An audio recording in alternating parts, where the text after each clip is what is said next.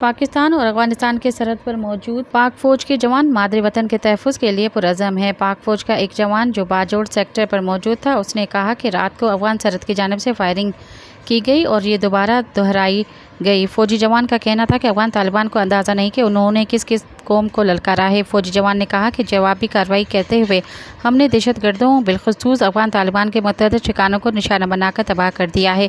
فوجی جوان نے کہا کہ ہماری قوم کسی سے بھی ڈرنے والی نہیں ہے۔ اگر کوئی بھارت کے کہنے پر ہم سے پنگا لے گا تو اسے یہ پنگا بہت مہنگا پڑے گا۔ پاکستان اپنا دفاع کرنا جانتا ہے۔ دوسری جانب سیکورٹی ذرائع کے مطابق آپریشن ضرب الحق کے دوران افغان طالبان رجیم کے ایک چیک پوسٹ پر قبضے بعد پاک فوج کے ایک بہادر سپاہی نے وہاں قومی پرچم لہرایا۔ فوجی جوان نے کہا کہ یہ چیک پوسٹ بھی ہم نے اپنے قبضے میں لے لی ہے اور اس پر جھنڈا بھی خود لگایا ہے۔ سبسکرائب کیو عوامی نیوز HD کے تازہ ترین خبروں لا ॾिसंदा रहो عوامی نیوز HD۔